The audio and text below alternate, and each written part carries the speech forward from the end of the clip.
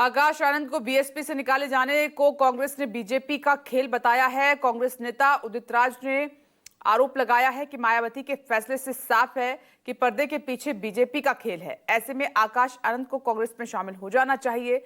उदित राज ने आकाश आनंद के साथ बीएसपी के दूसरे कार्यकर्ताओं को भी कांग्रेस में आ जाने के लिए कहा है।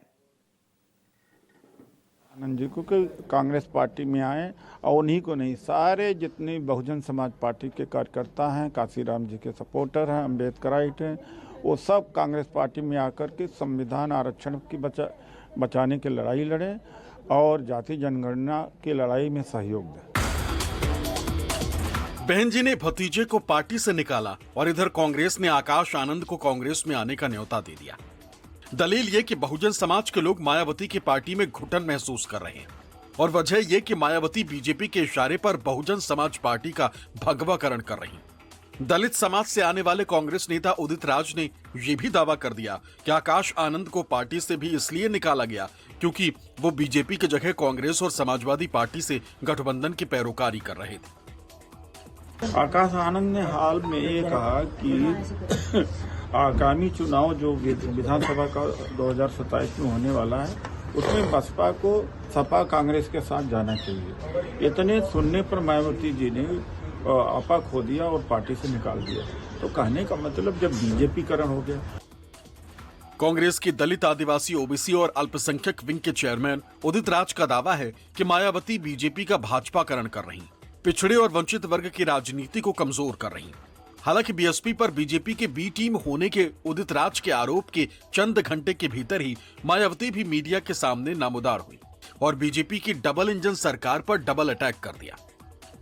कि केंद्र व यूपी सहित अन्य राज्यों की भी सरकारें जो बड़े बड़े दावे कर रही हैं वे ज़्यादातर हवाई न होकर काश जमीनी हकीकत में सही और वास्तविक होते तो वाकई भाजपा द्वारा अच्छे दिन लाने के इनके सुनहरे सुहावने व लुभावने वायदे की थोड़ी अच्छी बात होती। सरकार की अधिकतर नीतियों एवं कार्यक्रमों से जग जाहिर तौर पर कुछ मुट्ठी भर बड़े बड़े पूंजीपति व धन्ना सेठ और अधिक धनवान बन रहे हैं। मायावती ने बीजेपी पर गरीबों के घर उजाड़ने का इल्जाम लगाया, लेकिन लगे हाथ ये भी कह दिया कि वो कांग्रेस के नक्शे कदम पर चल रही हैं। लेकिन कांग्रेस ने दावा किया कि मायावती बीजेपी की आलोचना भी बीजेपी के कहने पर ही कर रही, क्योंकि उनके समर्थकों में अब ये बात फैल गई है कि वो बीजेपी के इशारे पर ही चलती हैं। ये कांग्रेसी कृत्य है जिस नक्शे कदम पर अब भाजपा सरकारें भी चलती हुई नजर आ रही हैं।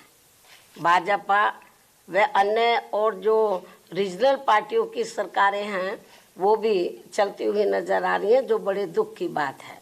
भाजपा सरकार द्वारा भी बाबा साहब डॉक्टर भीमराव अंबेडकर समग्र विकास योजना आदि जैसी महत्वपूर्ण योजनाओं को निष्क्रिय बना देने के कारण गरीब ग्रामीण परिवारों का अपेक्षित समग्र विकास प्रभावित है। ये तो आपसी परिवार के अंदर, बसपा के अंदर काफी मतभेद हो गया है।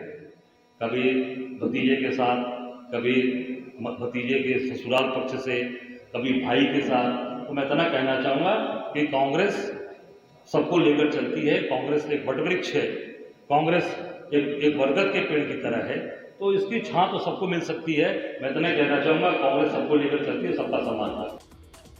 मायावती ने यह भी कहा कि यूपी में सरकारी मशीनरी का उपयोग करके धर्म विशेष के लोगों को टारगेट किया जा रहा है, उनके धर्म स्थलों को भी टारगेट किया जा रहा है। लेकिन विपक्षी दलों का दावा है कि मायावती ये सब मजबूरी में कह रही हैं, क्योंकि अब बहुजन समाज का भरोसा मायावती से उठ गया है। Bureau report, news 24।